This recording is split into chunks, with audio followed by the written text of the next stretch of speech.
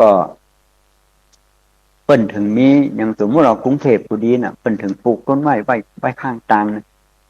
เพื่อจะให้ใบไม้อย่างต้นไม้เนี่ยดูดที่เป็นควันพิษน่ะมาจากรถยนต์ก็ดีมาจากอย่างนี้ไว้ที่นี่บัดเดียวนี่มันเป็นแบบว่าต้นไม้มันเหลือน้อยนะเหลือน้อยแล้วก็ควันมันก็ไปอ่ะค่ะมันก็ไปทั่วหมดอ่ะอันนี้ก็เผาอันนี้ก็เผาเอาละปะทะกันละมันหู้จะไปไหนก็เข้าหาคนอ่ะค่ะเข้าหาคนเวลาสูดอากาศเป็นคัดที่บดีนะเอามาสู่ร่างกายทำให้บ่สบายกันบ่สบายกันเป็นหวัดเป็นไอเป็นอย่างต้องเข้าห้องยาหมอก็ต้องเสียเงินให้มะเนี่ยหมอก็ต้องเสียเงินให้มะการปลูกต้นไม้นี่บางครั้งบางคราวก็ผู้บ้าก็มานึกในใจว่ามันที่มันก็ปลูกมาหลายปีมันก็ประสบความสำเร็จนี่ถ้าเป็นเกี่ยวกับหมู่เนี่ยเป็นเกี่ยวกับหมู่คนหลายปลูกนี่ส่วนมากก็จะบอกใครประสบความสำเร็จเท่าที่ควรนะส่วนมากก็เป็นส่วนตัวเนาะส่วนตัวน่ะปลูกส่วนมากมันจะใส่ใจอย่างดาบวิชัยเนาะที่ปลูกอย่างที่ต้นตาลต้นอย่างนั้นปลูกเป็นล้านต้นก็มีชื่อมีเสียงนะมีชื่อมีเสียงมีหลายคนที่เป็นปลูกกันโดยเฉพาะมันนึกในใจว่าในเขตสารพีไปถึงเชียงใหม่เนี่ยเพิ่นจะมีต้นยางนาบัดเดี๋ยวนี้ก็ต้นใหญ่เนาะแล้วก่อนเพิ่นก็มันก็บ่เจริญเท่าที่ควรเนาะเพิ่นก็ปลูกกันไว้ที่จริงต้นยางนานี่มันก็มีประโยชน์นักนะเดี๋ยวนี้บางคนปลูกต้นยางนาเอากินเห็ดก็มีนะเห็ดเจียวโหลเห็ดอย่างเนี้ยมันอาศัยหากของต้นยางนาเนี่ยนี่ก็ออกเป็นเห็ดได้บางทีบางคนเอานามาปลูกต้นยางนาก็มีนะมันชอบตีตำบางปลูกบางคนก็ยังได้หาที่จริงเขาจะเกิดมีก็ได้นะบ่จำเป็นจะต้องเป็นไม้ยางนาอย่างเดียวไม่อย่างอื่นก็ได้สมมุติว่าในหมู่บ้านเนี่ยไอจะปลูกอะไรอย่างส่วนมากมันก็จะบอกให้มีความคิดที่จะทำนะส่วนมากอย่าไปขอเพิ่นขออย่างเดียวจริงๆเขาเนี่ยกันได้เขาสร้างวัดยังสร้างได้เนาะสร้างวัดเชิงเงินเป็นหูกิจล้าน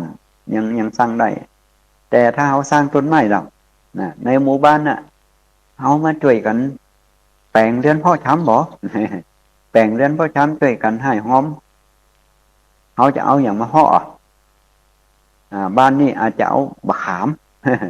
เอาบักขามปลูกบักขามเมืองเขานี่แหละหรือว่าบักขามพันยักษ์ก็ได้เอาปลูกกันเอาสัก10,000 ต้นบ่ดูแลช่วยกันดูแลไฟเลยจะไปมันไฟไหม้นี่สำคัญขนาดเลยไฟไหม้โดยเฉพาะปลูกต้นที่มันบัดเดียวนี่มันหน้าแล้งนะมันหน้าแล้งเนี่ยมันจังเวลาหน้าแล้งเนี่ยเขาปลูกต้นไม้บางอย่างใบมันหล่นนะมันจะห้อนนะแต่กลางพรรษานี่มันก็มาเท่าใดกลางพรรษานะเพราะว่ามันเย็นอยู่แล้วฝนตกมันก็เย็นอย่างทุกวันเนี่ยก็ฝนตกหลายจังหวัดเนาะน้ำมันอย่างต่างๆเนี่ยแต่เวลาหน้าแล้งเนี่ยเกิดจากไฟไหม้ผ่องแล้วก็ใบไม้หล่นลงผ่องเอาเนี่ยอย่างไรจะปลูกต้นไม้ที่ใบมันบ่หล่นนะใบมันหล่น ปลูกไปแล้วมันเย็นนะเย็นสบายดีนะอันนี้เขาก็สามารถจะทำได้ทำได้ทำเดือนพ่อช้ำในหมู่บ้านแต่บางที่เขาทุ่มอย่างก็ทุ่มโอ้ทุ่มเงินเป็นล้านนะแต่เขาลองมาทุ่มพวกนี้พอแล้วเนี่ยสร้างผลคันในหมู่บ้านที่เป็นที่สาธารณะที่เป็นป่าเนาะโดยเฉพาะฝั่งเหนือเขานี่ก็มีป่าจ้านะแต่ส่วนมากปลูกแล้วก็ไม่ใครดูแลกันนะไม่ใครดูแลเวลาไฟไหม้ก็ปลูกต้นไม้มาเป็น10 ปียังค่ายๆเขาปลูกต้นไม้นี่เหมือนกับเขาถือว่าต้นไม้เป็นลูกของเขานะถือว่าเป็นลูกของเขาสมมติว่าเขาเลี้ยงลูกเนาะเขาเอาลูกของเขาเนี่ยไปโรงเรียนกินนอนนะไปประถมนิเทศอบรมผู้ปกครองแล้วเขาก็จากนั้นมาเขาก็ปิกมาบ้านเขาก็มาได้ไปเยี่ยมไปเยียนว่าลูกของเขาเนี่ยไผ่รังแกมันพ่องผู้สอนเป็นอย่างไรการกินกันอยู่เป็นอย่างไรเขาบ่เคยไปเยี่ยมไปเยียนเขาคิดในใจว่ามันเรียนจบอย่างเดียวเนี่ยเหมือนปลูกต้นไม้ก็เหมือนกันก็รัฐบาลก็พยายามทุ่มในการเพิ่มต้นไม้น่ะโอ้บัดเดียวนี่ตั้งยุโรปเป็นเข้มงวดกันขนาดน่ะต่อไปในอนาคตเนี่ยไผผลิตสินค้าอย่างเกิดขึ้นน่ะถ้าว่าทำให้อากาศเสียเพิ่นจะบ่ซื้อนะจะบอกเพิ่นจะบ่ซื้อถ้าว่าทำให้อากาศออกซิเจนเกิดขึ้นเนี่ยแล้วเก็บคาร์บอนเก็บอากาศบดีน่ะจะมีมูลค่าที่เปิ้นว่าบเดียวเนี่ยแต่ว่าประเทศไทยของเฮานี่ยังบ่ตื่นตัวนะคือตามสมัครใจเขาเรียกว่าคาร์บอนเครดิตมันเป็นคำภาษาอังกฤษนะคาร์บอนเครดิตนี่ก็ถ้าจะมาแปลง่ายๆก็คือต้นไม้ที่เก็บคาร์บอนต้นไม้ที่เก็บอากาศบดีนะโอ้ยง่ายเนาะอากาศบดีไว้นะโอ้บัดเดี๋ยวนี้มีหลายอย่างนะมีเป็นร้อยบนหูเมื่อก่อนเพิ่มเติมขึ้นมาให้แต่ว่าที่เขาปลูกที่มันจะได้ผลที่ว่าเขาได้โดยนะเขาได้โดยเขาก็เป็นที่ของเขาก็ได้สามารถจะเข้าโครงการของคนได้เช่นต้นเนี่ยบะขามเนี่ยก็ได้นะ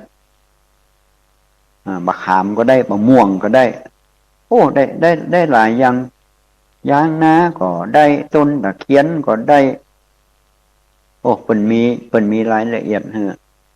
ขายว่าขายอากาศมันว่าเฮาต้องเพิ่นจะว่าเฮามีแล้วไปจะมาตัดตรงไหนเฮาใจนะเพิ่นจะมาวัดเพิ่นจะมาวัดพอบางที่ก็ได้เงินไปแล้วนะต่างประเทศนี่เป็นสนใจขนาดนั้นแล้วเป็นสนใจในเรื่องการปลูกต้นไม้โดยเฉพาะประเทศญี่ปุ่น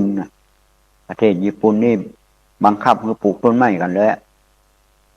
แต่เมืองไทยเฮานี่ยัง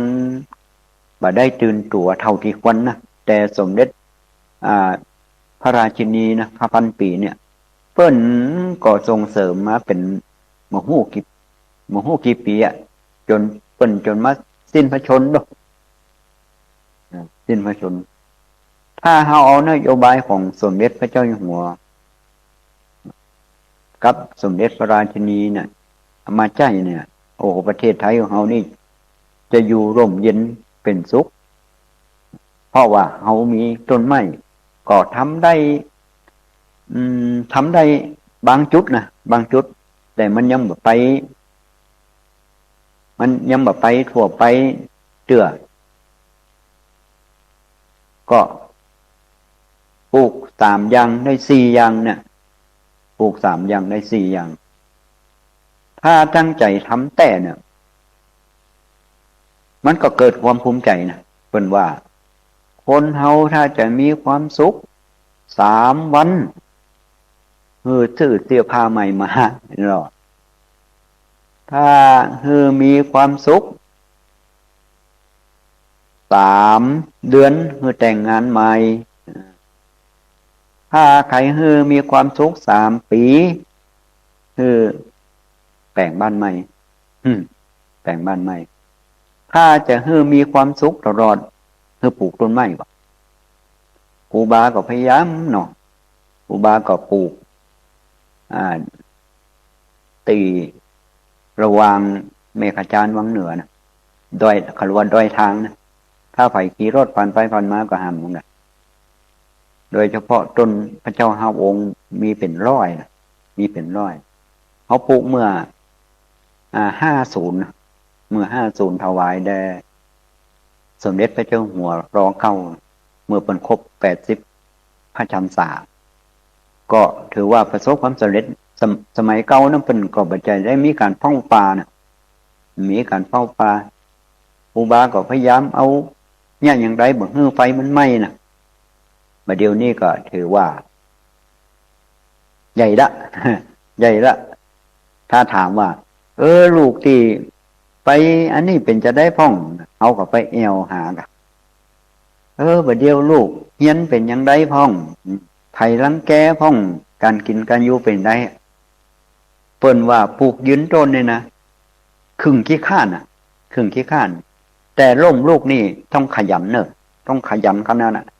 แต่คนเขาแปลกกันนะบ่ใครสนใจเรื่องยืนต้นเราได้ติดจริงยืนต้นเนี่ยมันจะเป็นอันนี้แต่มันจะทำให้เขาตุกเท่าใดเขาไปเยี่ยม3 ครั้งปลูกต้นไม้แต่บางคนเยี่ยมสักครั้งนะมันจะไปใหญ่ได้เนาะบางทีปลูกไปก่อน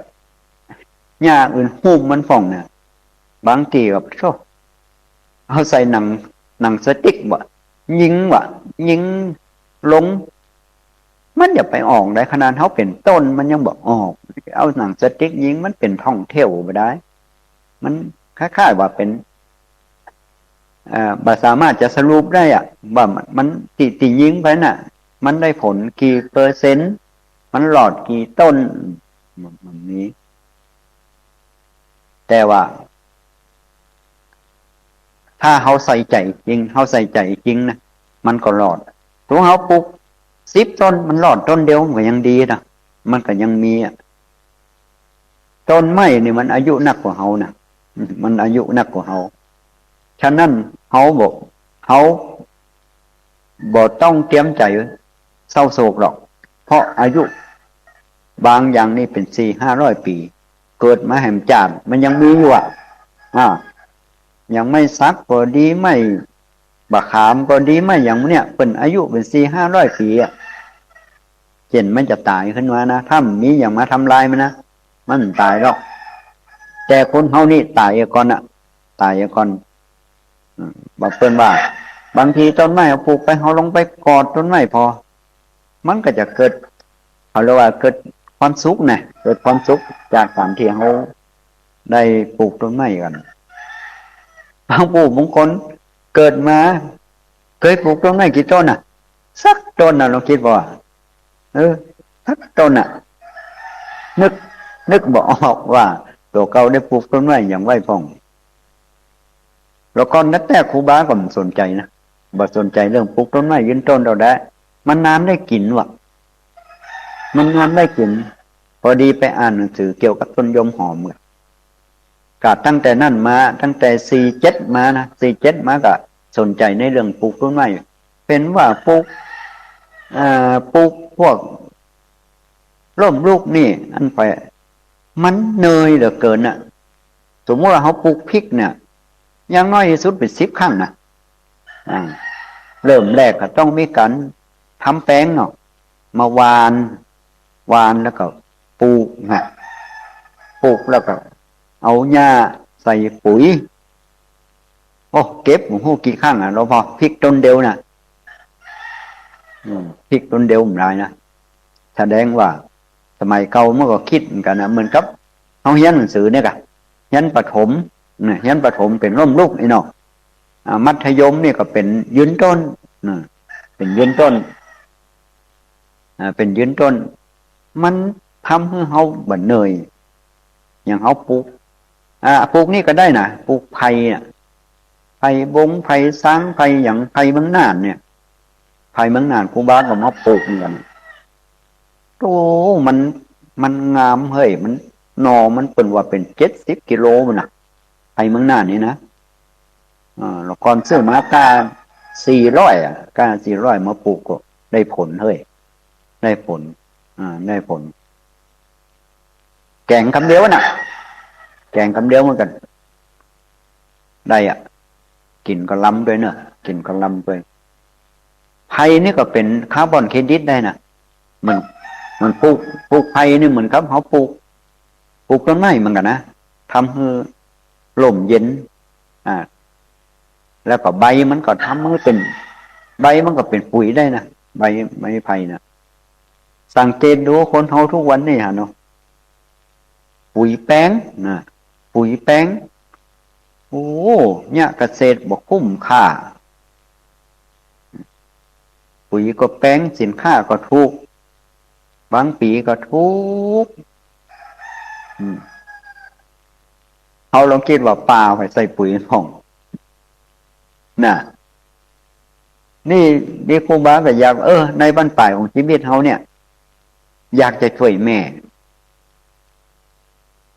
จริงๆแม่ครูบาก็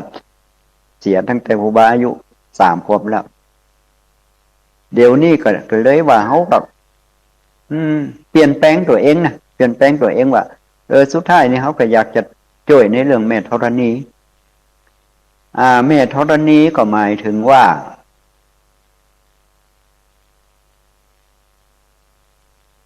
แม่ธรณีก็คือแม่ของเขาที่เลี้ยงของเขามาเนี่ยเขาเติบโตมาได้มาจากแม่ธรณีนะก็คือดินนะดินแม่ธรณีน่ะเลี้ยงมนุษย์เขาเนี่ยมาเป็นล้านปีนะมาเป็นล้านปีส่วนมากเขาเวลาเขาตานหันเข้าเนาะตานคือแม่ธรณีตานคือแม่ธรณีถ้าว่าแม่ของเขาเนี่ยถ้าว่าแม่ไปถ้าแม่ของเขาตายไปแล้วกับแม่ของเขายังอยู่เนี่ยถ้าเปิ่นมีชีวิตอยู่เขาเอาอย่างให้เปิ่น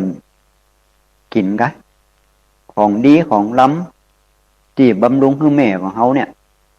ได้อยู่ดีมีสุขหรือว่าเขาจะให้เปิ่นตายไปแล้วถึงทำบุญให้เปิ่นอันใดมันจะมีความภูมิใจมากกว่าถ้าเปิ่นมีชีวิตอยู่เนี่ยเขาสามารถที่จะคือเปิ่นอยากกินอะไรหยังบำรุงเปิ่นเนาะแม่อยากกินกุ้งกินปลาหมึกกินสิ่งที่ดีที่งามแม่อยากกินทุเรียน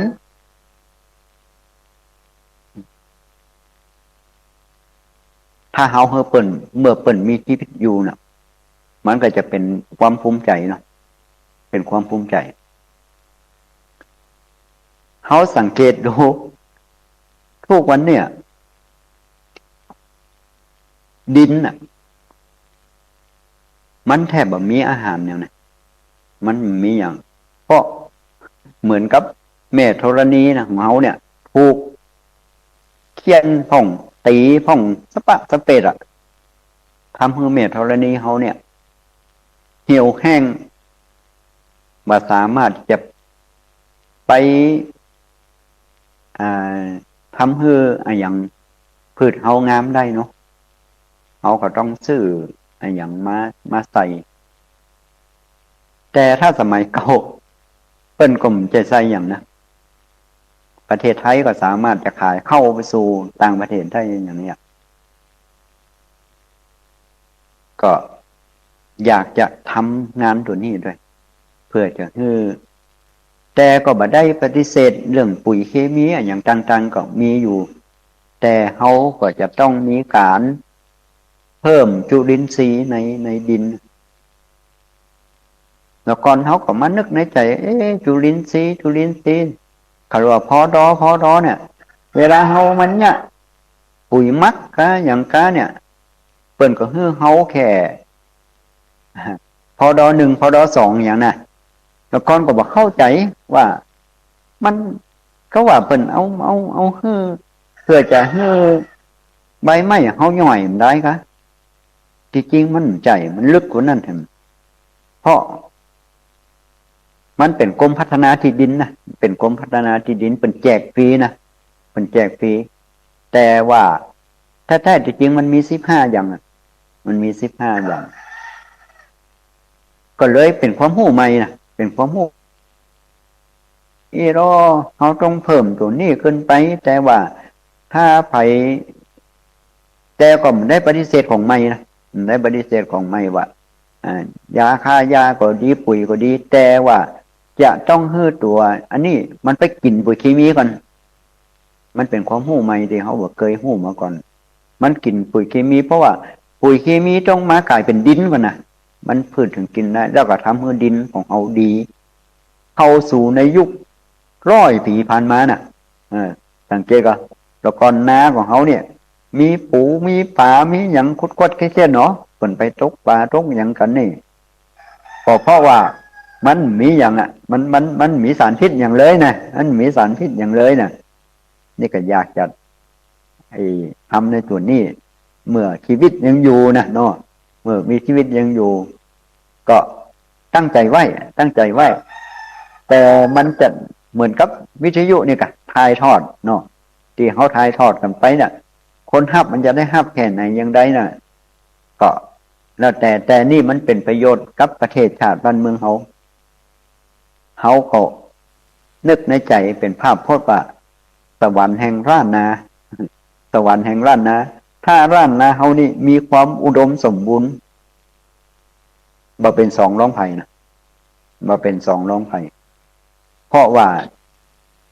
ร่านนาเขานี่เคยพบกับผงเบ้งมาก่อนนะที่ว่าผงเบ้งก่อนผงเบ้งนี่มาพบกับร่านนาเขาถึง11 ครั้งนะ11 ครั้งคราวหนึ่งหน้ามันเป็นพิษนะหน้ามันเป็นพิษแล้วก็ทหารของเบ้งเนี่ยมันมาถามเจ้าบ้านว่าเวลาหน้ามันเป็นพิษเนี่ยเขาจะกินอะไรอย่างแทนได้เจ้าบ้านนั้นบอกว่าอมเมี่ยงว่ะกินเมี่ยงกินดิบก็ได้สังเกตดูนะถ้าไปกินเมี่ยงอมเมี่ยงเนี่ยนะมันจะไม่กินน้ำหรอกมันไม่กินน้ำเหมือนกับพวกอย่างพวกทะเลทรายนะซาอุดิอาระเบียกาอย่างมื้อนี้นะบาเลนนะอย่างมื้อนี้นะเปิ่นต้องผ่านทะเลทรายเนาะใช่อูฐอย่างผ่านทะเลทรายที่นี่เปิ่นยังไงฮะเปิ่นจะไปพกน้ำไปมันก่อนลำบากเดินทางเป็นร้อยกิโลเนาะเปิ่นเนี่ยอย่างไรหัวเปิ่นอมบักขามส้มนะไม่ใช่บักขามหวานนะอมบักขามส้มมันจะบะยากน้ำนะมันจะทำให้จุ่มเหมือนเมี่ยงเขาเหมือนกันคนกินเมี่ยงเนี่ยแต่เดี๋ยวนี้ความกินเมี่ยงมันก็น้อยลงเนาะก็เป็นค้าเป็นอย่างไปน่ะแต่เมี่ยงนี่ก็ถือว่ายังกับสมัยเก่าบุรีขี้โยน่ะก็เราบุรีขี้โยสมัยเดี๋ยวนี้ก็ไม่เคยมีละบุรีขี้โยน่ะแต่แล้วหลอกก่อนนี่คนใดมันสูบบุรีน่ะถือว่าเขาว่าเป็นไม่ยิงว่ะสมัยเก่านะเดี๋ยวนี้กลายเป็นต่อต้านกันไปละว่าไผ่สูบบุหรี่เนี่ยต้องไปอยู่ลับๆนะกระทรวงสาธารณสุขนี่ได้ผลตัวนี้นะตัวนี้ได้ผลขี้โยมันจะได้เอากันว่าขี้โยเอาต้นคอยนะอย่างต้นคอยที่เป็นขี้โยเนาะขี้โยนี่มันทำให้ยาน่ะลดความเบื่อมันคืนนะมันคืนถ้าอันมันคืนมันจะลดแล้วก็มันมีเพราะบรรพบุรุษของเขานี่มันบางครั้งเปิ่นก็มาได้ ว่าได้ตรงนะมันกันมะเร็งด้วยไอ้ขี้โยนะสมัยเก่านั่นคนกินบุหรี่ธรรมดานี่มันใครเป็นมะเร็งนะเพราะมันได้ใจสารเคมีนะมันได้จันใช่มันก็เป็นสมุนไพรอย่างไปอย่างเนี่ยอย่างบางครูบาอาจารย์บางรูปมันก็สูบอยู่คล้ายๆเป็นกันหินกันยุงมาได้นะกันหินกันยุงอันนี้ก็เป็นสิ่งที่เขาคล้ายๆว่าเป็นคล้ายๆทำฮือมีฮือเป็นนะเก้าไม้มีเหมือนนักเขาลองเพิ่มเก้าไม้ของมันมีนักแล้วนะครูบาก็ประสบการณ์มาก็เป็น10-20 ปีละอย่างต้นพระเจ้าห้าพระองค์มันอยู่แพะอยู่ป่าไกลลึกนะครูบาก็มาเพาะแจกห้องก็ปลูกเดี๋ยวนี้ที่พระธาตุมันเวียงกับเก็บจะหน่วยละเก็บจะหน่วยละต่อไปวันหน้าในอนาคตเนาะถ้าใครอยากจะปลูกที่สาธารณะมันหล่มมันเย็นเนาะมันก็กินได้ด้วยนะ กินได้ด้วยแถมพอยังทำเป็นวัตถุมงคลก็ได้นะทางภาคกลางเนี่ยทำเป็นกุญแจก็ได้ทำเป็นบางคนก็ทำเป็นนกแบบนี้นะเอาปากมันนี่เป็นบักข่านะบักข่ามันเป็นปากมันตัวมันนี่เป็นหน่วยพระเจ้าห้าพระองค์เนี่ยมีอย่างเดียวอ่ะที่ครูบาเนี่ยอยากที่สุดคือทำให้คนเกิดเพิ่มขึ้นเนี่ยอยากที่สุดอ่ะขึ้นมาออกว่าจะเนี่ยอย่างใดเอาคนเพิ่มขึ้นนี่มันก็น้อยลงเนาะแต่ละบ้านแต่ละจองเนี่ยโรงเรียนก็ยุบไปเป็นโรงเรียนอ่ะมันก็มีผลกระทบตั้งวัดตั้งวาเขานะสมัยละก่อนก็มีขายโยมมีพระน้อยมีตู้เจ้าน่ะถ้ามเดียวไว้ถามว่าพระน้อยมีกี่ตนน่ะล่าสมัยมากเลยถ้าไปถามว่าพระน้อยมีกี่ตนน่ะมันบ่มีแล้วเข้าพิพิธภัณฑ์น่ะเนาะถ้าอู้ถึงนะเพราะมันจะว่าเขาฟังรัฐบาลแต่มันก็เม่นลูกเหมือนกันนะลูกมากจะยากจนนี่นะลูกมากจะยากจนน่ะแล้วมันก็มีผลกระทบเนี่ยต่างประเทศก็เดือดร้อนแม้แต่ประเทศจีนว่าเดียวประเทศจีนนี่เป็นรองประเทศอินเดียไปละประเทศอินเดียอันดับ1นะประเทศจีนหลอกก่อนอันดับ1เดียวประเทศจีนน้อยลงหาคู่หาอย่างกันบางคนก็ไม่อยากมีเงินเดือนสูงมีรถมีบ้านหมดพอใจก็บ่เอาละเทียบก็จะอายุก็นักขึ้นน่ะก็บ่มีครอบครัวแล้วเพื่อจะลูกเรียนหนังสือจบปริญญาตรีมาก็ป้าเข้าไป10 ล้านนี่นะไปเป็น10 ล้านโอ้มันเหนื่อยเหลือเกินนะสมัยเก่าเพิ่นก็จบป.4เนาะจบป.4ลูกมีกี่คนก็เอาไปเข้าวัดเข้าวาห้องเนาะโอ้บางวัดนี่จนพอคัดขยมขยมแล้วก่อนขยม5นะเดี๋ยวมันก็มีนะขยม5นะขยม5ก็คือขยมที่มัน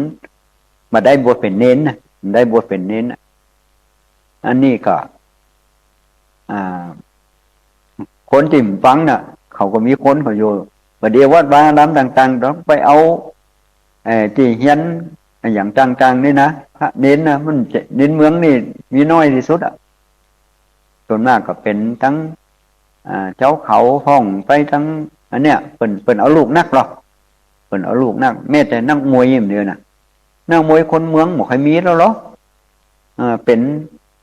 ปากยอเป็นอย่างกันไปน่ะก็เพราะคนเมืองมันเข็มล่ะมันใครมีล่ะเพราะเขาทำเหมือนมันจะไปมีได้เนี่ยแต่คนนี่เล่นอย่างคนนี่เล่นอย่างเพราะว่าสมัยเก่าหันก็ตีเคยลุ่งเรืองมาก่อนน่ะมันยังบ่ใครมีน่ะอย่างสมมุติว่ามอนใครอ่ะแล้วก่อนมอนนี่คล้องหงสาวดีนะที่ประเทศพม่าเนี่ยรั่วนี่คล้องพังเหนือเลยนะเพราะว่าที่อย่างต่างๆเนี่ยรั่วมันจะมีวัน2 วันนะรั่วมีตั้งแต่สมัยพระพุทธเจ้านะ2,000 กว่าปีนะรั่วเนี่ยแม้แต่พระธาตุนวลเวียงเนี่ยก็เป็นที่เมืองที่เป็นตั้งนี่ ที่ว่าม่อนเวียงเนี่ยก็คือเมืองของลั่วมารวมลั่วมารวมล้านนากับสมัยพระเจ้าเมงรายมหาราชพ่อขุนเมงรายมหาราชเนี่ยรวมอาณาจักรล้านนาก่อนมันก็เป็นเมืองไผ่เมืองมันอะปกของไผ่ปกของมันเป็นอิสระมันใช่ว่าประเทศนั่นประเทศนี่หรอกที่นี่พอขุนเมงรายมหาราชนี่ก็รวมอาณาจักรล้านนาไว้ที่นี่ถ้าถามว่าแล้วก็หู้จะได้ว่าเป็นรั่วก็มันมีศิลปะเป็นพวกคล้อยเป็นพวกอะไรอย่างนั้นศิลปะนี่เขาสามารถที่จะไปปฏิเสธได้ว่าอยู่ในยุคของไผ่ยุครั่วนี่ก็ยุคเป็นสองยุครั่วนี่ก็เป็นยุคของบ้านเชียงด้วยนะเต่าบ้านเชียงกันเป็นพันปีเป็นพันปีเป็นว่าตั้งแต่วังเหนือไปถึงแม่พิกนี่มันจะมีอยู่10 เมืองมันจะอยู่10 เมืองอันนี้ก็คือประวัติศาสตร์ก็ที่แล้วมาส่วนมากคนก็บอกใครมีความรู้ในเรื่องนี้นะอย่างล้านนาของเขาเนี่ยอย่างพระเจ้าพรหมมหาราชเนี่ยบางคนก็ยังรู้ประวัติขุนเจียงเนี่ยขุนเจียงที่พะเยาอ่ะบางคนก็รู้จักขุนเจียงนี่เป็นมหาราชนะแม้แต่พี่น้องของปากยอกเรียงเปิ้นก็มีกษัตริย์ของเปิ้นเหมือนกันนะเป็นมหาราชเหมือนกันแต่มันก็ยังว่านะพระพุทธเจ้าเป็นว่าเคยมีอำนาจแล้วก็อำนาจเหล่านั้นก็เอาแน่บ่ได้ตกอยู่ในอนิจจังทุกขังอนัตตาเมืองที่เคยยิ่งใหญ่มาอาจจะน้อยลงเนาะอาณาจักรล้านนาของเขานี่มันก็ไม่ใจเล็กๆน้อยเนาะพบกับมองโกน่ะมองโกจดว่าก้านนะดูเพราะหรอมองโกนี่มันแค่ไหนมันเก่งแค่ไหนมันพบถึงยุโรปอย่างพุ่นชนะหมดมาพบล้านนาเขาก้านว่ะก้านนี่หมายความว่าตีของล้านนาเขานี่มันจะเป็นตีเปียงนะมันเป็นดอยผ่องเป็นอย่างสะเปดเจอใครมาเลียผ่องอย่างต่างๆเนี่ยมันก้านตัวเนี้ยกันคนที่เป็นหัวหน้าปิกไปก็ถูกประหารชีวิตที่หลังเขาจะมาฮบจะมาฮบล้านนะพอขุนเวงร้ายมหาราชก็เลยนึกในใจว่าถ้าเขาจะมาฮบเขาก้านเขาแน่ก็เลยสวามิภักดิ์ทรงเกื่องบรรณาการก่อมต้องไว้เสียคนนี่คือความฉานฉลาดของพ่อขุนเวงร้ายมหาราชขุนเวงร้ายมหาราชอันนี้ก็คือที่เขาจะสร้างแผ่นดินก็คือสร้างทรัพยากรเพิ่มขึ้นเนี่ยอย่างใดจะสร้างทรัพยากรเพิ่มขึ้นตาม5,000 ปีเป็นฮื้อไหวแล้วก็สมเด็จพระเจ้าอยู่หัวร.9แล้วก็ร.10เป็นก็เอาความคิดเอาที่นี่มาเติมต่อนะมาเติมต่อหมู่เขาคนไทยเขาเนาะที่จริงมันก็ไม่ใช่ใหญ่อย่างแต่ว่าเมืองไทยน่ะว่าไปถ้าจะเนี่ยกันเป็นเรื่องเป็นเล้านะเป็นเรื่องเป็นเล้าก็เพิ่มพื้นที่ปลูกที่มันทำให้บ้านเมืองเขาร่มเย็นนะบ้านเมืองเขาร่มเย็นมันก็ไม่ยากแต่ว่าสร้างคนนี่มันนึงสร้างยากมันสร้างคนนี่มันแล้วแต่มันอันนั้นมันก็เป็นสิ่งที่ยุ่งยากละเอียดยังพืชเนี่ยเปิ่นมาเดียวนี่เปิ่นมีมันสามารถอย่างเงี้ยสมมติว่า10,000 ต้นหนึ่งเนี่ยลองคิดว่าได้ในหมู่บ้านบางคนก็อาจจะปลูก10,000แต่คนไทยหรือว่าอย่างลืมเนี่ยกระบอก10,000กระบอกอันนี้เขาก็สามารถต้นหนึ่งนี่มันมีเป็นหมื่นเป็นแสนนะแต่มาหั่นไผ่เอามาเพาะนะ10,000มันก็กินก็ล้ำด้วยนะเนาะว่าก็ล้ำ10,000นี่นะขายได้แต่ก็หันหมู่บ้านใดมาปลูกนะหมู่บ้านใดมาปลูกของปลูกเป็นหมื่นเป็นแสนต้นเอาโอ้เป็น1,000 ต้นนี่กับไทยจะแต่หัวมันกี่ปีนะมันจะได้หน่วยนะอย่างครูบาปลูกต้นพระเจ้าพงนี่ก็10 กว่าปีมาละมันยังหน่วยเลยนะเข เขาว่า14 ปีนะปลูกเมื่อ56ปลูกเมื่อ56เดี๋ยวนี้ก็13 ปีแล้วถ้ามันหน่วยก็ต้องไปเอาปลาลึกอ่ะต้องไปเอาปลาลึกอ่ะโผล่คนจะเอาหน่วยพระเจ้าหาพระองค์นี่ต้องเดินเข้าไปในป่ารู้นักขนาดอ่ะ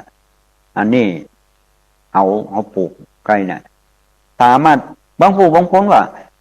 ต้นไม้เนี่ยมันปลูกมันหิมห้อยบนดอยมันใครออกนี่นะคนว่านะ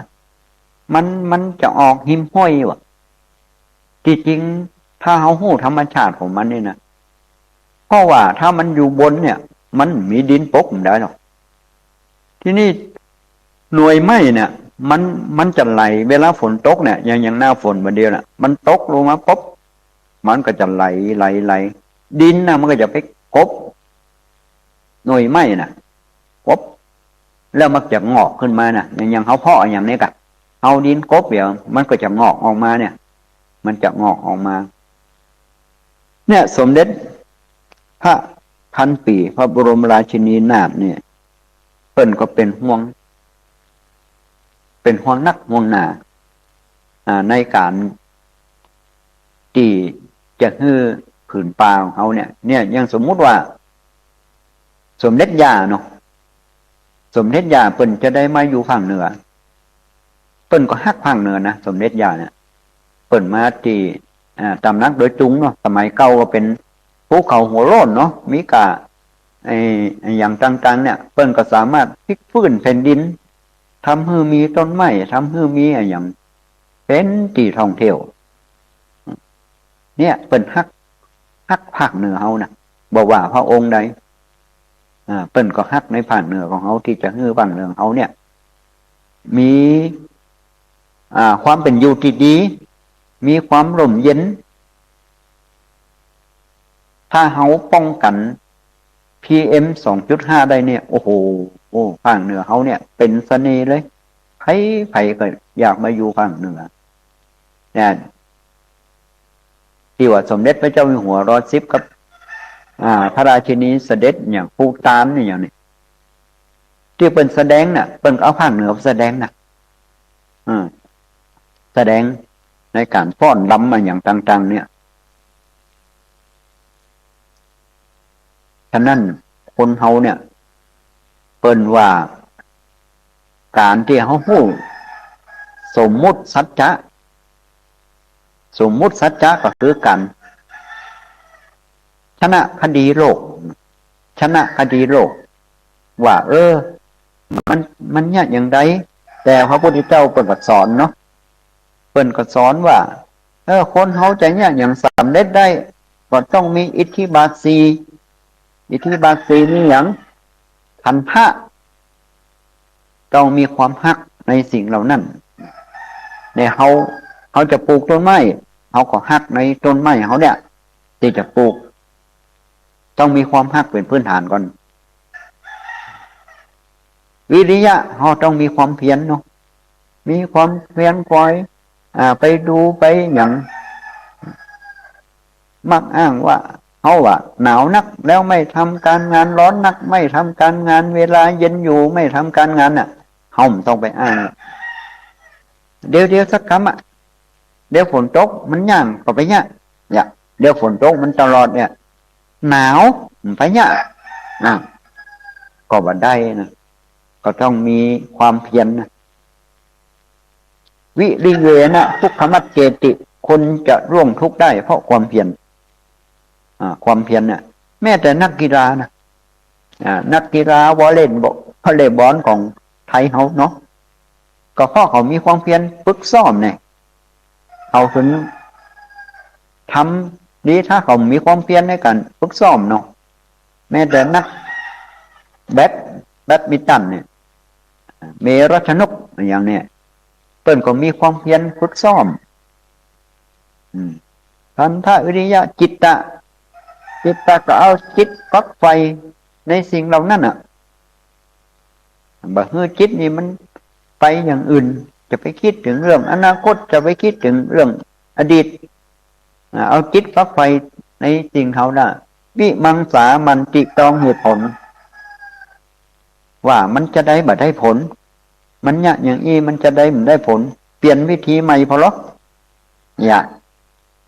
แม้แต่อย่างที่เป็นแข่งกีฬาอย่างเนาะเพิ่นก็ต้องมาปรึกษากันว่าจะแก้ไขอย่างไรถ้าเขามาอย่างนี้เขาพ้นจะแก้ไขอย่างไรอย่างพระพุทธเจ้าเขาเหมือนกัน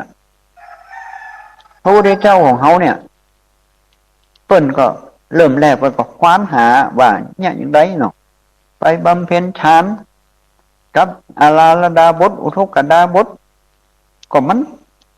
ตอนมันนั่งสมาธิภาวนามันก็สงบดีมันก็มีความสุขแต่ถ้าว่ามึนตาเนาะกิเลสมันก็มาอย่างเก่าก็เหมือนกับเฮายุงนี่กันเนาะเวลาเฮากางมุ้งยุงก็บอกคบเฮาแต่ถ้าเฮาเฮาออกจากมุ้งเหรอยุงมันคบเฮาอยู่เองพระพุทธเจ้าเพิ่นนึกถึงว่าโอ้อันนี้มันจะเป็นทางหนทางตัดสรู้เหรอถ้าลืมตามือมึนตาแล้วกิเลสมันมาเนี่ยแม่นอันนี้มันก็ยังมาอย่างเก่าก็เลยลาครูบาอาจารย์เนาะแล้วเปิ่นมาบำเพ็ญทุกกิริยาที่เขาเคยเนี่ยกันใจเวลาเป็น6 ปีจนพอสู้ผอมหมดก็บ่ใจเป็นหนทางพระอินทร์ก็เลยมาดิดซึ้งน่ะว่าถ้าดิดไปถ้ามันเข่งนักซึ้งพินนั่นมันก็จะปุ๊บถ้ามันยานเสียงมันก็บ่ม่วนตับมันเป็นเพลงฉะนั้นต้องปฏิบัติตามสายกลางพระองค์ก็เลยไปบำเพ็ญไปบำเพ็ญทางจิตที่ใต้ต้นโพริมฝั่งแม่น้ำเนรัญชลาจนพระองค์บรรลุว่า1ปุเพนิวาสานุสติญาณรู้จักระลึกชาติได้2จุตุปัฏฐญาณรู้จักกันกำเนิดของสัตว์ทั้งหลาย3อาสวัคคยญาณรู้จักทำกิเลสมันหมดกันนี่ถึงที่สุดอันนี้แหละเป็นหนทางฉะนั้นการที่จะพระพุทธเจ้านี่เปิ่นสอนเปิ่นมาไปหลงว่าไม่วอนว่าขออย่างนั้นขออย่างนี้อย่างสมมติลำไยมันหน่วยนั้นขอหึ่มลำไยหน่วยเท่าบอกโอ้มันไปได้อย่างแบบลำไยมันก็เท่าลำไยสมมติว่าเปิ่นมีลำไย10,000 ต้นเนี่ยเขาต้นเดียวเขาจะได้เท่าเปิ่นวะบุญห้มเท่าเปิ่นถูกก็10,000 ต้นเปิ่นได้ต้นต่ออันเนี่ยเขาได้เท่าใดแล้วไปขอไปวอนว่าขอเฮินอย่างอันอย่างนี้ก็คุณเก่าเขาไม่นักแต่ทุกคนสามารถจะเพิ่มได้สามารถจะเพิ่มได้แล้วก็มันมีอย่างหนึ่งคือมันมีเรื่องเกี่ยวกับการขยันแต่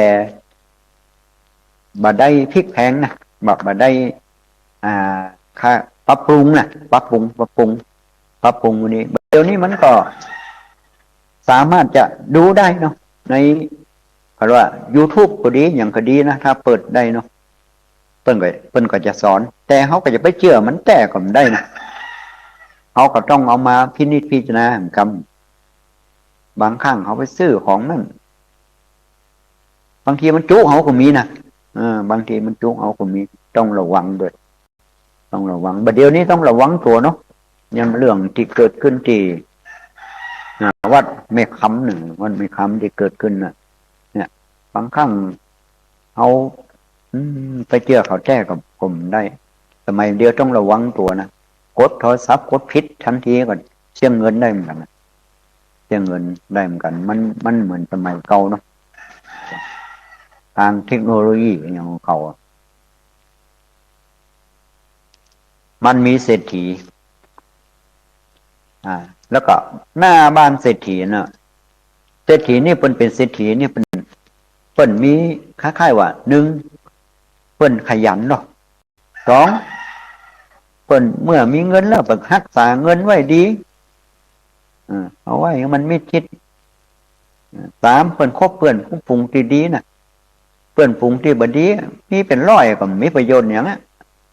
แต่เพื่อนปรุงที่ดีที่แนะนำประโยชน์เพื่อน ไปกล้าท่านเนอไปยะนั่นยะนี่นี่เขาเราเปิ่นนี่นั้นประโยชน์แล้วก็เปิ่นใจบอกเกินตัวด้วยบางปู่บางคนนี่พอโอ้บอกกองมีน้อยบัดอันนั้นก็ซื้ออันนี้ก็ซื้อบางคนนี่บัดโอ้แข่งกันนะบางคนนี่ยังมาคิดถึงว่าบางคนนี่กระเป๋าแบรนด์เนมอย่างนั้นน่ะเหมือนดาราคนหนึ่งตีต้องเอาใส่ห้องแอร์ก่อนนะกระเป๋าแบรนด์เนมมันก็เงินเป็นเก่านั่นแหละสมมุติเอาเงินใส่สมมุติว่าเอาเงินใส่ปั้นนี่เนาะมันถ้าเอาซื้อกระเป๋าแบรนด์เนมมาปุ๊บมันเพิ่มขึ้นไป2,000นึงก็น่าซื้อเหมือนกันนะเนาะมันก็เท่าเก่าน่ะกระเป๋าธรรมดามันก็เท่าเก่าน่ะนะเหมือนกับที่เจ้ามันว่านะครับรถก็เหมือนกันนะรถยี่ห้อดีๆเป็น30 ล้านมันก็ไปถึงจุดหมายเหมือนกันนะรถเขาราคา4-5 แสนมันก็ไปถึงจุดหมายปลายทางเหมือนกันนะเนี่ยแต่ว่าบางคนมันเท่ตอนอยู่ในรถแต่ไผก็มันจะได้หันเขามันก็ไปตามนั้นน่ะไผมันได้มาค่อยพอหรอกแต่ว่ามันนักกับเสียภาษีผ่องอย่างผ่องเวลามันลุกมันอย่างขึ้นไปมันก็เล่นเห็นหรอกมันที่นี่เศรษฐีก็ว่าอยากให้หมอนี่มันมีรายได้นะมันอยู่ว่างนะมันมีรายได้อย่างนั้นเศรษฐีก็บอกว่าใครได้เงินก็หมอนั่นก็ครับถ้าอย่างอันไปตัดหลวงพอเศรษฐีเนาะสมมติว่ารุ่นหนึ่งว่าเนาะต่ออันกำหนดต่ออันวันผูกมามันไปละมันก็ได้มา50 รุ่นนี่50 รุ่นพันเศรษฐีก็ต่างคือมันนะ50 บาทสมัยเก่านะโอ้มันดีอกดีใจหมอนี่ดีอกดีใจว่ามีเงินก่อนมันมีเงินหรอก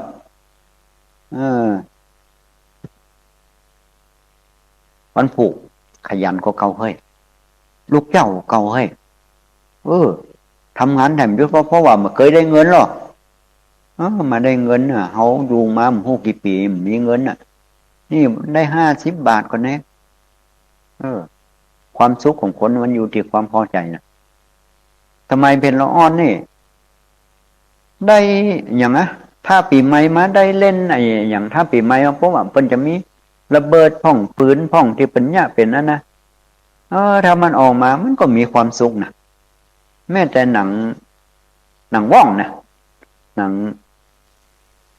คนเดียวนี้เป็นว่าหนังอย่างว่าสมัยเข้าเรียกว่าหนังว่องมันเป็นสีนะถ้าเอามาใส่มือเนี่ยโอ้มีความสุขของคนนี่มันเกิดที่ความพอใจจริงๆนะถ้าเขาพอใจในสิ่งที่เขามีนะมันจึงมีความสุขนะสมัยละก่อนเป็นละอ่อนโอ้มีตังสัก30 บาทนะก็มีความสุขเนาะบัดเดียวมีแต่นั่งมันก็หันมีความสุขเหมือนกับเป็นละอ่อนเนี่ยเป็นว่าความสุขอยู่ที่ความพอใจในสิ่งที่มีเฮาปรับจิตของเฮาเข้ากับวัตถุที่เฮามีอยู่นะมันจะมีความสุขอย่างสมมติว่าเอาไว้ที่บ้านเฮาทุกวันเนี่ยเฮาสามารถจะฟังทุกเจ้าเทศได้ออกวิทยุได้มันก็เป็นถ้าเฮาฟังได้หรอเฮาได้หันนั่นหันนี่ขึ้นมาปุ๊บหันด้อยผ่องหันน้ำผ่องหันยังมันก็มีความสุขได้นะมีความสุขได้แต่เฮาบ่ใครสนใจสิ่งที่ใกล้ตัวเฮาที่สุดเฮาละเลยไปไม่ได้เฮาจะรวยไม่ได้เฮาเป็นผู้ใหญ่แล้วมันที่นึงไงมันล่ำไปมันล่ำไปแท้ที่จริงความสุขมันอยู่ใกล้ตัวเฮาที่สุดวันนี้ได้กินน้ำพริกน้ำปูมีความสุขป่ะล้ำดีเว้ยนั่นก็มีความสุขได้นะมันก็มีความสุขได้คนอื่นอาจจะกินปลาหมึกกินอะไรยังเป็นเรื่องของเขาเขากินน้ำพริกน้ำปูเขาเขาก็มีความสุขของเขาเนี่ยความสุขเป็นสิ่งที่พอใจในสิ่งที่มีอยู่นายคนนี้ก็ไป ตัดหรือว่าวันให้วันขยันเฮ้ยขยันกว่าเก่าเว้ยมันยามได้เงินหรอกจะเอานักกว่าเก่าแห่งวันได้40ออกมาได้วันแรกได้50แห่งวันลดลงเลยวันลดลงแห่งวันขยันกว่าเก่าแห่งว่าลดลงแห่งว่าลดลงได้30เพิ่นถามว่าเพราะจะใดมันถึงได้น้อยกว่าเก่ามันถึงไม่ได้นักนะทั้งที่มันขยันกว่าเก่าแต่ถ้ามาถามนี้เนี่ยคนส่วนมากมันจะตอบมาได้เลยเพราะว่าบางคนว่าหลัวมันมดก้าบ่มดมันจึงเปรอะหลัวเนี่ยบางคนก็ว่าไปหลายสิ่งหลายอย่างเนาะแท้ที่จริงมันใจมันลืมผลมีดผลมุ้ยรับมีดรับมุ้ยน่ะคือวันแรกเนี่ยมันยังคมอยู่หรอกมันกระตัดได้นักกะ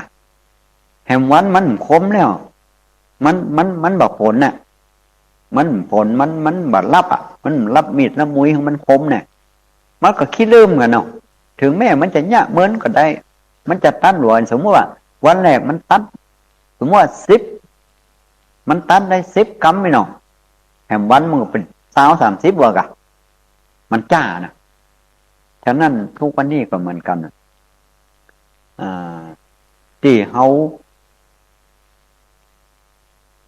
เป็นว่าระบบเกษตรนะระบบเกษตรบางครั้งเขาบางที่ขยันขนาดแต่มันได้เงินเหมือนนักนะเขาก็ต้องไปศึกษาต่อจากทุกที่ก็มาจากYouTube ก็มาจากอะไรอย่างที่ชื่อเป็นออกมันก็มีความรู้กันนะมีความรู้แต่บางผู้บางคนก็ไปดูอย่างอื่นที่เป็นจะว่าเป็นประโยชน์มันก็เป็นประโยชน์เท่าที่ควรมันก็มีทำให้เขาได้ดูได้และเขาก็ต้องไปเชื่อมันแต่เอามาทดลองด้วยตัวเองก่อนเมื่อพระพุทธเจ้าบอกว่าจะไปเชื่อว่ามีในตำราจะไปเชื่อว่าคนนี้เป็นครูบาอาจารย์จะไปเชื่อว่ามันตรงกับความคิดเห็นของตัวเองเนี่ยอย่างเงี้ยมันมีหลายอย่างต้องเอามาทดลองก่อนว่าถ้าสิ่งนั้นทำไปบ่ารบกวนไผทำให้เกิดประโยชน์อันนั้นควรทำถ้าอันใดมันรบกวนทำให้คนอื่นเดือดร้อนอย่างสมมตินายเนาะเปิ่นปล่อยน้ำเอาใส่นาเฮาหมดเนี่ยคนอื่นบอกผมได้น่ะทำให้คนอื่นเดือดร้อนนั่นบอกควรทำนั่นบอกควรทำอันใดมันเป็นบุญเกิดสบายอกสบายใจทำลายกิเลสในจิตใจของเขาทำให้ความโลภความโกรธความหลงมันน้อยลงน่ะนั่นควรจะทำนะแต่ถ้าทำมาอย่างความโลภความโกรธและความหลงมันเพิ่มขึ้นอันนั้นแสดงว่าบ่ถูกทางละอันนี้มันเป็นตัววัดนะมันเป็นตัววัดทำให้คนอื่นบ่เดือดร้อนตัวเองก็เดือดร้อนแม้แต่ตัวเองเนี่ยร่างกายของเขานี่มันเป็นกลางเนาะอย่างกรณีที่เกิดขึ้นที่ละออนไปยิงนักเรียนโรงเรียนวิสุทธ์แล้วก็ทำมือตายหลายอันนี้ก็เพราะละออนนี่มันที่คิดในใจว่าคนอื่นเข้าใจผิดนะเป็นมิจฉาทิฏฐินะว่าถ้าเขาไปยิงคนอื่นมันจะเป็นการระบายอารมณ์สะใจเนี่ยที่จริงร่างกายของคนนี่มันก็เจ้ากันนะมันบ่มีดีบ่มีชั่ว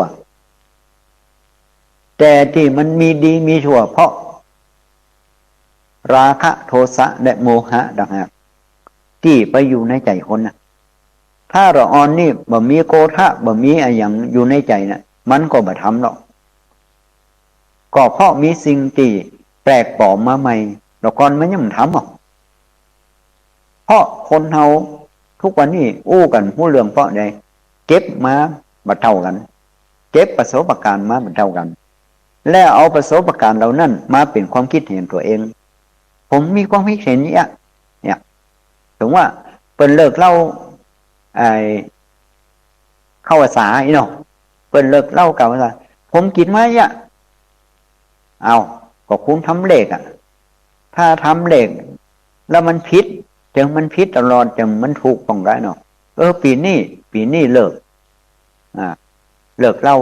มันก็เกิดใครว่าทำเลขถูกมันต้องถูกเดี๋ยวห้องเนาะมันถูกผมถึงอย่างเงี้ยผมว่าเป็นไปวัดไปวานะที่เขาบอกเคยไปเขาลองไปพอร้อยแต่บางผู้คนเขาอายุมาถึงปันเนี่ยเขาไม่ไปเนี่ยก็เลยไม่ได้ไปนะเลยไม่ได้ไปคล้ายๆเหมือนกับฝากเงินเขาไม่ฝากเลยเขาเบิกอย่างเดียวนะเขาเบิกอย่างเดียวนะนายคนนี้มันก็ได้น้อยลงก็เพราะมันบอกผลมีดผลมุ้ยมันผลมีดผลมุ้ยฉะนั้นการศึกษาเนี่ยมันมีวันจบมันมีของใหม่ที่ดีกว่าเก่าเนี่ยยังสมมุติว่ายังไงเนาะ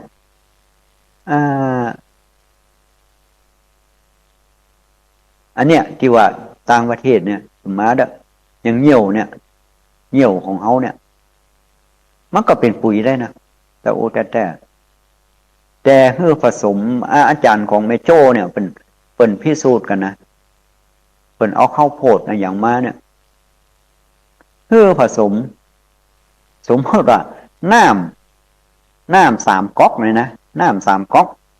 3 แก้วก็ได้3 ก๊อกได้แล้วแต่เหี่ยว2 ก๊อกเอามาผสมกันเนี่ยเป็นสูตรที่คารา40-60เนี่ยเป็นสูตรที่ได้เลยได้อย่างกับพริกเนี่ยบางคนนี่ปลูกพริกแล้วเอาไปตากบางคนก็เอาไปย่างแต่มันก็เป็นพงนะมันเป็นพงมันจะมีสีขาวสีมันจะบอกงามเท่าที่ควรแต่ครูบาเคยเนี่ยเมื่อเป็นเจ้าบ้านเนี่ยเปิ่นเอาไปนึ่งก็ได้ต้มก็ได้แต่จะไปให้มันเละนะจะไปให้มันเละก็สีมันก็จะงามบางคนเวลาเขาจะเอาไปปลูกแล้วเนี่ยไหนเอาไปต้มเนี่ยละ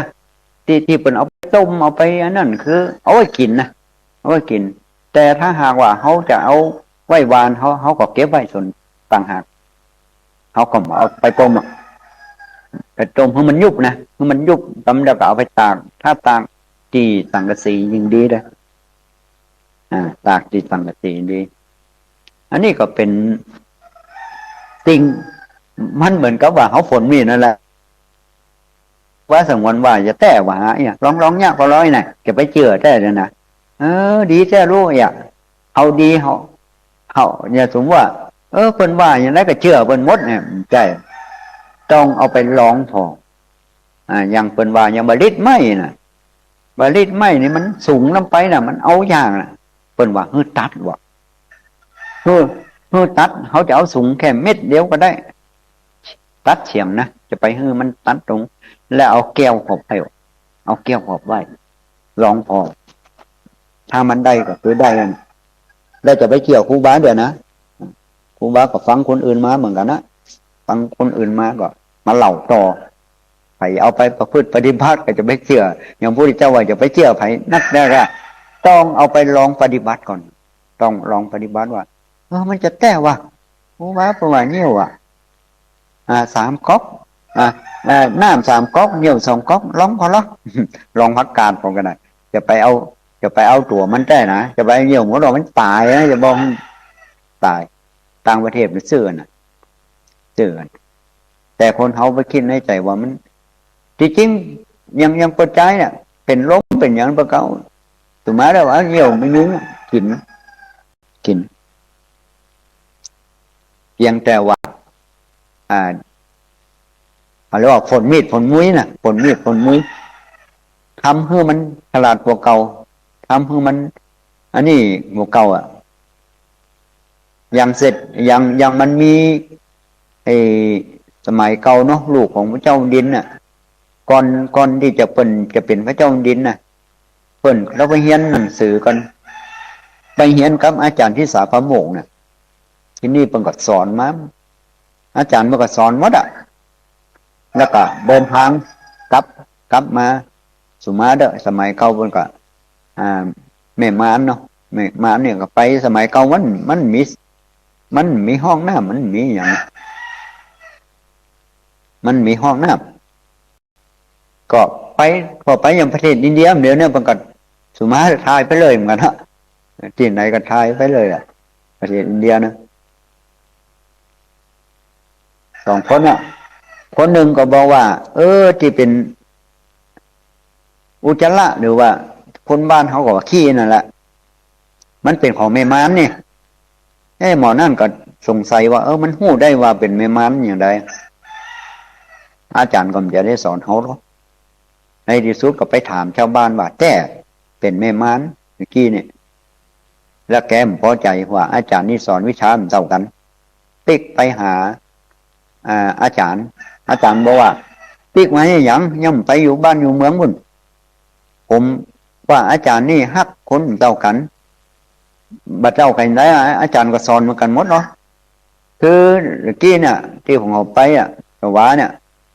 อันนั้นที่เป็นอุจจาระเมื่อกี้ของแม่ยิงน่ะผมก็หู้แต่หมอนี่มันจะได้หู้อันนั้นอาจารย์บอกว่ามันเป็นความคิดของใครของมันไม่ใช่ว่าอย่างกับนักเรียนเนี่ยกะเวลาเรียนหนังสือปุ๊บบางปู่บางคนก็สอบได้ดีบางคนมันย่ำเต่ากันเนี่ยอันนี้ก็ได้วันปู่นี่ไปเอาน้ำข้างมาเนอะเอาล่ะวันปู่มาหมอที่มันมาเก่งแล้วนะมันก็เอาคล้ายๆว่าไอ้อย่างจะว่า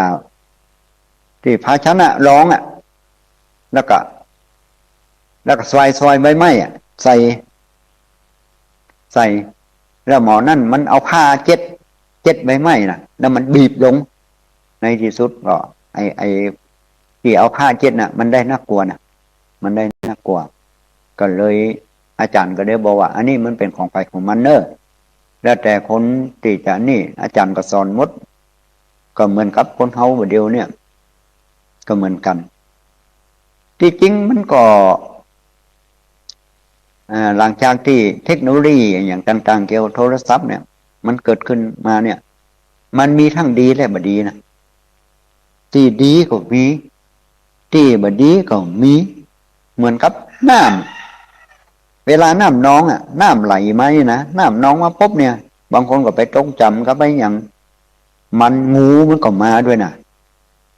ป่ามันก็มาด้วยอย่างมันมาด้วยกันหมดแล้วแต่เขาจะเลือกเอาแล้วแต่เขาจะเลือกเอาเหมือนเทคโนโลยีที่มันเกิดขึ้นใหม่แล้วแต่เขาจะเลือกเอาอย่างสมมติว่าญาติโยมฟังธรรมะผ่านวิทยุก่อนที่จะมาผ่านวิทยุมันก็ต้องผ่านเทคโนโลยีเกี่ยวกับโทรศัพท์เกี่ยวกับอย่างตัวเกี่ยวกับเครื่องคอมเกี่ยวอย่างต่างๆเนี่ยจะทำให้เขาได้ฟังนะแต่ก็ยังว่านะถ้าเอาไปฟังไปดูทีวีบุกหูตีตากันทุเจ้าทุนายเนี่ยมาดิบมาดีก็ทำมืออารมณ์เขาเสียโอ้ศาสนาเขาไทยจะไปบรอดใกล้นะมันก็หน่วยไม้นะครับมันหล่นลงมาเขาหน่วยที่มันดีทั้งที่หน่วยไม้มันก็ดีหลายหน่วยเขาเลือกเอาเพิ่นจะมีนะเพิ่นจะมีบางกี่บางวัดนะเพิ่นจะมีลิงหรืออีวอก3 ตัวหนึ่งปิดหูเฮ้ยปิดหู2 ข้างเลยตัวหนึ่งปิดตาปิดตา2 ข้างเลยตัวหนึ่งปิดปากไว้ข้าไม่ฟังสิ่งอันเป็นพิษข้าปิดหูอันใดมันเป็นพิษเอาผมเอามาใส่ใจทำมืออารมณ์เขาเสียนะแต่เมื่อหมอนี่ขี้ตุ่มขี้แก่งขี้อย่างว่าคำหยาบคายต่างๆเขาปิดหู อ้อมสนใจอ่ะถ้าปฏิบัติสติปัฏฐานสิว่าได้ยินหนอได้ยินหนอได้ยินหนอเขากำหนดว่าได้ยินหนอได้ยินหนอเขาแปลภาษามันอ่ะ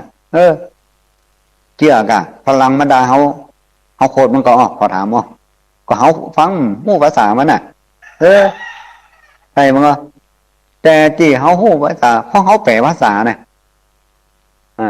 ถ้าเป็นว่าเขาก็บาหานี่อ่ะเอาใส่ใจว่ามันว่าเขาด้วยบางทีเป็นว่าไป10 20 ปีว่ะก็ยังมาคิดมานึกอยู่แล้วก็อันที่สองก็คือปิดหูและปิดตาถ้าไม่อยากดูสิ่งอันเป็นพิษข้าปิดตาก็คือสิ่งนั้นที่เป็นพิษที่มันบ่าเจริญหูเนี่ยเจริญตานะเขาก็ไปพอมันนะพอสิ่งที่ดีที่งามพอธรรมชาติบัดเดี๋ยวนี้พอสายน้ำพองพอตีนน้าพองพอดอยพองพอต้นไม้พองโอ้มันมีความสุขย่อมพอเฉลิมไทยเดี๋ยวนี้ปัดทอไปทำธรรมชาติอย่างต่างๆนั้นนะมันมีความสุขโดยจิ่มต้องไปลงทุนเนี่ยอย่างนะต้องขนาดเป็นลูกกรุงเทพมาเป็นยังขี่รถมาเสียเงินมูดใดมาขอวันหนอเอาเราคิดพอแล้วเขาอยู่ใกล้แล้วเขายังพอมันถึงแล้วก็อันดับถ้าไม่พูดสิ่งอันเป็นพิษข้าปิดปากนี่ก็คือเอาสิ่งอันที่เป็นพิษเป็นภัยทำให้เอาเดือดร้อนเอาอู้ดีคนอื่นก็ดีกับเขาถ้าเอาอู้บดีคนอื่นก็ดีกับเขาเอาสวัสดีครับขอให้มีความสุขความเจริญเนอะไผ่ฟ้องจะโคตรเขาเนาะไผ่ฟ้องจะโคตรเขาเปิ้นก็ยินดีกับเขาทางนั้นฉะนั้นในวันพรุ่งนี้เนาะเป็นวันที่12 สิงหาคมเป็นวันแม่แห่งชาติทุกคนก็เขามีแม่เนาะแม่ที่เขาอาจจะมีชีวิตอยู่คนใดมีชีวิตอยู่ก็ดูแลแม่ให้ดีเนาะแล้วก็แม่ที่เป็นเสือไปเขาก็อาจจะอุทิศส่วนบุญส่วนกุศลมันก็มีอย่างหนึ่งก็คืออาจจะถวายข้าวปลาอาหารให้เปิ้นอย่างน้อยที่สุดเขาแสดงความกตัญญูกตเวที2เขาอาจจะสวดมนต์ภาวนาทำจิตใจให้มันสงบส่งจิตส่งใจไปให้เปิ้นได้รับส่วนบุญส่วนกุศลในตัวนี้เขาก็ถือว่าเป็นผู้กตัญญูกตเวทีฉะนั้นในวันพรุ่งนี้ก็เป็นวันแม่แห่งชาติโดยเฉพาะในที่อำเภอฝางเนาะหลวงพ่อเจ้าคณะอำเภอเป็นก็มีการทำบุญในการที่จะทำให้สถานีวิทยุของเปิ้นเนี่ยดำรงคงอยู่ได้การสถานีวิทยุดำรงคงอยู่ได้ก็มาจากผู้อุปถัมภ์ค้ำชูมีพระภิกษุวิสุณีอุบาสกอุบาสิกาเขาช่วยกันเป็นกำลังนะสาระทรัพย์เปิ้นก็ไม่ได้บังคับแต่อย่างใดเขาอาจจะส่งไปตามที่ธนาคารที่เป็นว่าไว้เขาอยู่บ้านเขาก็สามารถจะบริจาคได้หรือใครที่ไปร่วมบริจาคถึงที่ก็ยิ่งจะดีเขาจะได้ไปหันน้ำบอสาวาของเปิ้นที่ไผมาได้ไปหันฉะนั้นในวันนี้ก็เปิดโอกาสให้ญาติโยมเนาะได้มีการเรียกว่าโทรศัพท์เนาะมาหา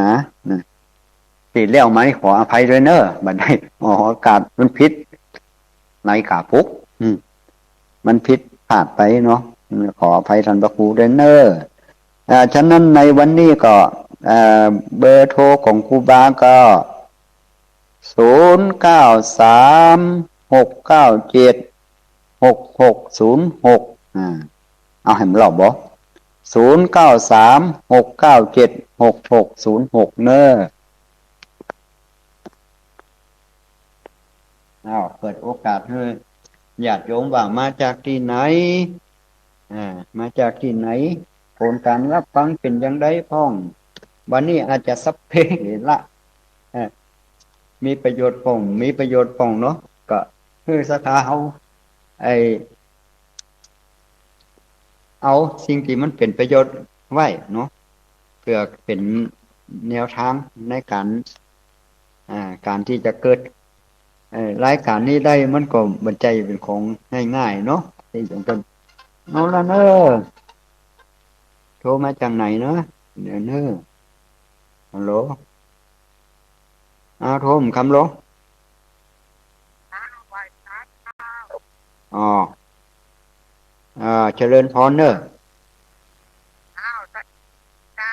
ชัดเจนดีเนาะเออดีแล้วเนาะแม่ภาษาน้ำพุนเป็นย้องด้วยเนาะโอ้ดีแล้วเนาะแม่ชัดเจนดีเนาะแม่เนาะอืมรายการประจำเนาะฟังตีสามตื่นตีสามมาฟังเนาะ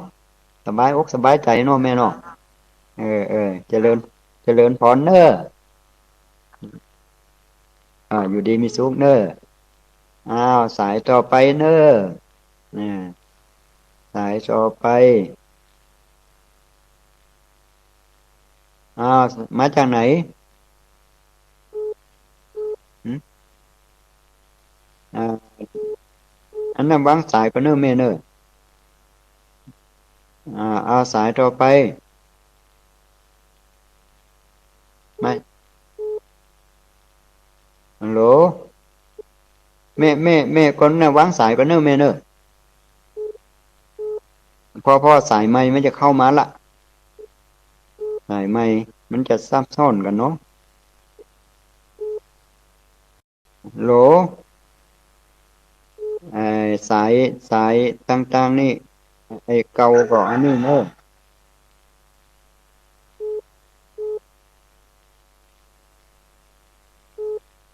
อย่างใดก็ดีก็อ้าวมาจากไหนอ่ะมาจากกาญจ้าเจริญพรเนอะมาจากไหนมาร่องบัวแดงดอกเปิ่นเคยโทรมาเนาะเคยโทรฮะฮะเคยตันแป้งด่ะอืมวันนั้นไก่บ้านบกข้างก่อนนะแม่ไก่ยังก็ได้อ๋อมาฟังสถานียังอ่ะวัดป่าหินได้อ๋อวัดป่าหินไปไก่เนาะวัดป่าหินไปไหนได้ชัดดีเนาะอ้าวอ๋อเจริญพรเนอะเอาวางสายก่อนเนาะอยู่ดีมีสุขเนอะแม่เนอะอ้าว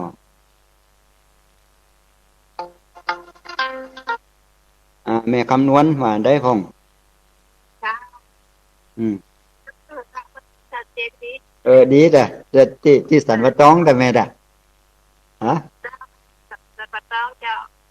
มีคนเดียวน่ะดับแต่แม่เจ้ายังดีอยู่เนาะดีแล้วเนาะ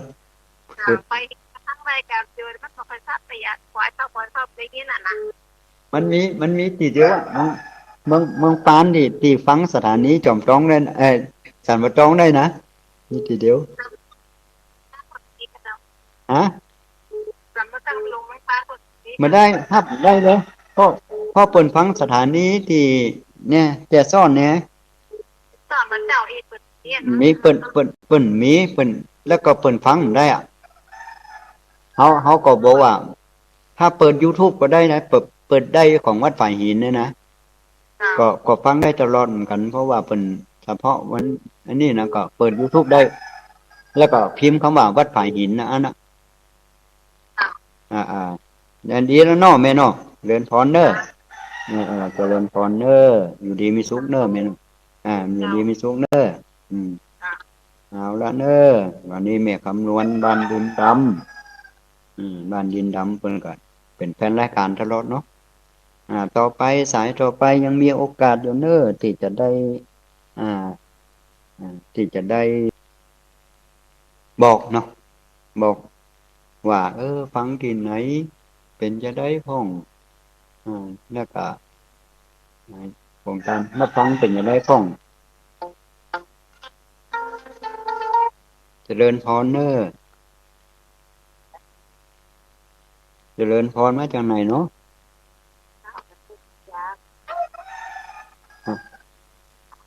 ลำปางเขานี่แหละบ้านอย่างอ่ะนี่นำบนเป็นจะได้พ้องฟังวัดบนโพธิ์กะ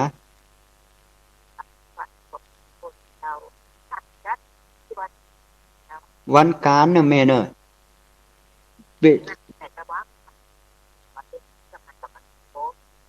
ในขอ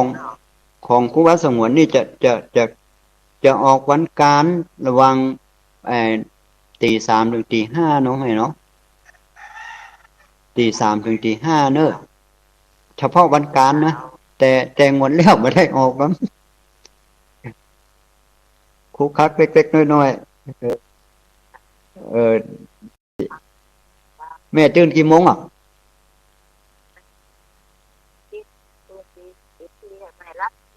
โอ้รับดีเนาะบางคนตื่นตีสามนี่ฟังนี่ตื่นตีสองสองปลายตีสองปลายกัน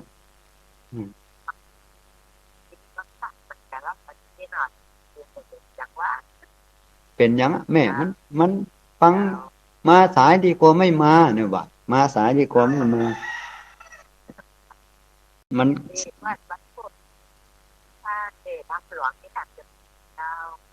ก็ยังมาแน่ใจเด้อนะเอาจังหวะว่าเนาะแม่เนาะเอาจังหวะว่าถ้ามีโอกาสเนี่ยเออมันก็ได้ฟังเสียงกันก็ถือว่าดีอะเนาะแม่เนาะได้ฟังเสียงกันก็เป็นบางคนนี่นะได้ฟังเสียงสนิทกันดีนะแม่ถึงเวลาไปหาตัวกันหู้ใครเป็นไผเหมือนกันเนาะคือเจ้าก็หู้จักสถาก็หู้จักรู้เจ้าอ่ะจะแจ๋วใช่สถาก็ยังโหแล้วน่ะที่วัดตรงโปงเนาะคนเขาเนึกว่าเขาเป็นเสน่ห์กะหลงบ่ใช่เดี๋ยวพาดผ่านหมอนเวียงเนอะแม่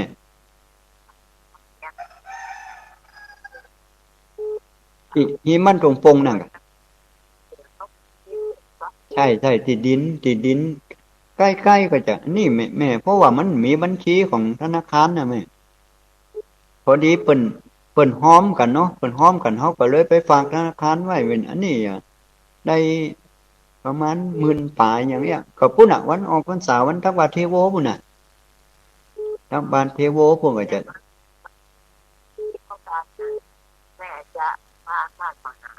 ใช่ได้ท่านมหาเพิ่นจะเอามาถอดอยู่หรอวันที่27 เดือนตุลาเนี่ยแม่เป็นวันทักบาทเทโวนะน่าเปิ่นจะเอามาอยู่อันนี้เนาะเจริญพรเนอะแม่เนอะอยู่ดีมีสุขเนอะ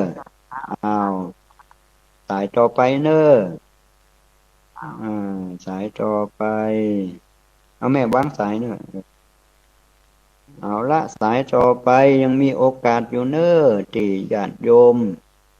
ที่ผู้ฟังทางบ้านว่าฟังที่ไหนยังไง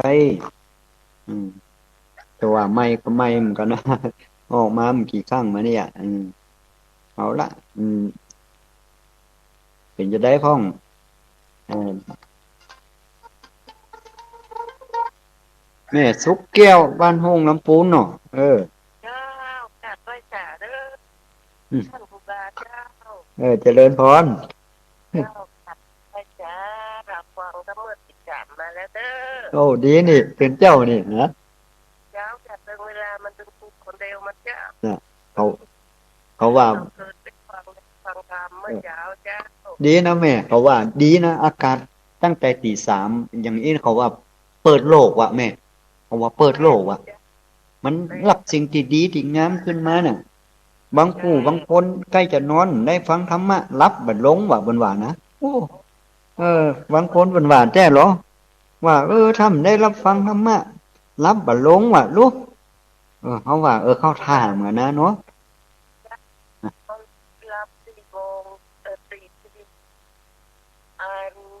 จบครูบาอาจารย์แล้วรับพระก็รับเสร็จถึง3 ปุ๊บมันเป็นปูก็ตื่นเลยแบบเจ้ามันค คนเฮาเนี่ยแม่บัดจำเป็นต้องรับหลายบางคนนอนแต่มันรับลึกนะแม่บ่ถือว่ารับนะสมมุติว่าเฮารับประมาณสัก2 ชั่วโมงแต่เฮารับลึกนะรับลึกนี่จะดีกว่าว่ะบางคนนอนแล้วกระซับกระสายยังถือว่าบ่รับแม่ถือว่าบ่รับถ้าว่าเฮานอนถึงแม้ว่ามันสัก1 ชั่วโมงเดียวเฮารับลึกเนี่ยเขาว่าดีกว่าว่ะเออดีเออ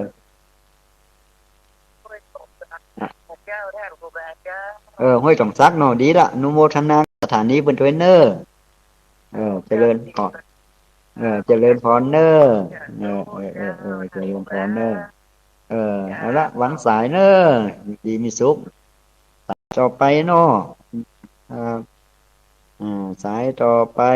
ยังมีโอกาสอยู่ทัก2-3 สายเนาะทัก2-3 สายว่าผลการรับฟังเป็นยังไงบ้างฟังแล้วสบายใจพอฟังแล้วอ่าความสุขของคนเนี่ยบ่ต้องไปหาที่ไหนนักนะบางผู้บางคนก็ไปหาที่จังนอกเนาะเขาอยู่กับบ้านเขาฟังธรรมะเขานึกถึงพระพุทธพระธรรมนึกถึงพระสงฆ์นึกถึงความดีนี่ก็ดีละมาจากไหนเนาะเจริญพรเนอร์ฟังจากไหนฮะนั่งแลกับแม่เคยโทรมาแล้วแต่แม่น่ะหลายครั้งแล้วได้มันได้เมมแม่มันได้เมมมันมีโอกาสเมมเนี่ยเมม2-3 เจ้าได้อ่ะมันเมมยมพี่แม่สมัยได้ยมพี่สมัยเนาะพระน้ำแถวได้มาน้ำเนาะมาหยังจัดนะคะว่าได้มาจัดรายการงวดแล้วมันผ่านในกาปุ๊บมันปุ๊บเขาว่าท่านพระครูมันก็ได้เปิดกันเลยเปิดกันเลยเปิดเทปเดี๋ยวเพราะว่ามันผิดพลาดด้วยเดี๋ยวผิดพลาดเขาโทษใครเอาโทษตัวเขาเดี๋ยวโทษตัวเขาเนี่ยเป็นธรรมดามันความพร้อมของจะเปิดเนี่ยมันมีหลายพร้อมนะบางทีอันนั้นพร้อมนั่นบ่พร้อมอันนี้พร้อมเจนจะได้ฟังกันนี่นะโอ้มันขั้นตอนนักแม่มันขั้นตอนนักแล้วได้ฟังก็ถือเป็นโจบแล้วเนาะได้ฟังธรรมะธรรมโมเขาก็ว่าคนที่เป็นลูกเจ้าดีละดีละดีละได้ตามตลอดอนุโมทนาเนอะสุเนอะอยู่ดีมีสุขเนอะมาจากนางแหลอำเภอห้างชัดเนาะอำเภอห้างชัดจังหวัดลำปางยังมีโอกาสอยู่เนอะญาติโยมที่จะโทรมาเนาะ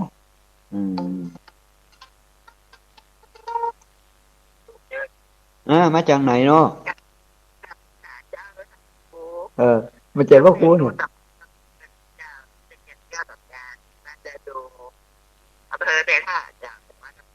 โอ้แม่ท่าเป็นครั้งแรกแล้วเนี่ย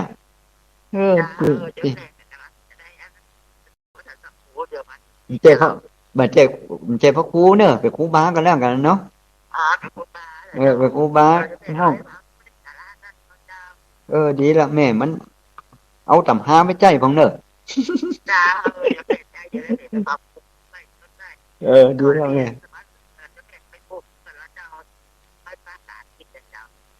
ไปปลูกแบบดีแล้วแม่พันนามาเอวพระธาตุมันเวียงมาเนอะพอว่าพระธาตุ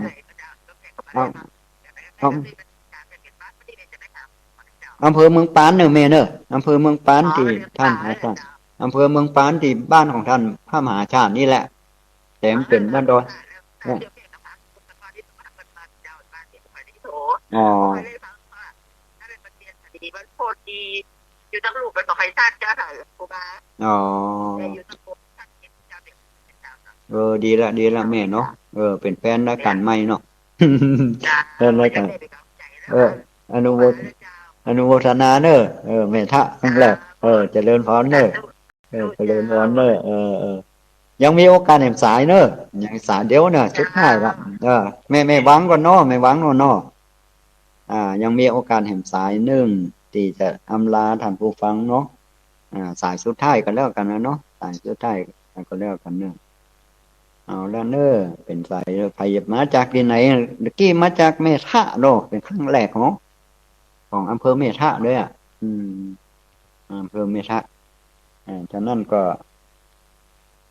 เป็นโอกาสที่ญาติโยมจะได้ฟังธรรมะอย่างสารพัดเรื่องเข้ามาตั้งโลกของตั้งธรรมของอ่าหลากหลายนะเป็นอาหารหลากหลายแกงโฮะไว้แล้วกันเนาะแกงโฮะผสมผสานกันไปอันนี้ก็โอกาสสุดท้ายนี่ก็ท่านผู้ฟังเนาะที่ได้ฟังรายการธรรมะเพื่อชีวิตก็มาถึงที่สุดท้ายแล้วก็ขออำนวยอวยพรคือท่านผู้ฟังที่ได้มาฟังรายการธรรมะเพื่อชีวิตจัดโดยครูบาสงวนสุปปโสพระธาตุมนเวียงอำเภอเมืองปานจังหวัดลำปางก็ขอให้ท่านปรารถนาสิ่งใดก็ขอส่งความหวัดถาปัจจัดสัพพโศกสัพพโลกสัพภัยสัพพอันตรายทั้งหลายประกอบด้วยอายุวันะสุขภระปฏิภาณธนสารสมบัติทุกประการขอเจริญพร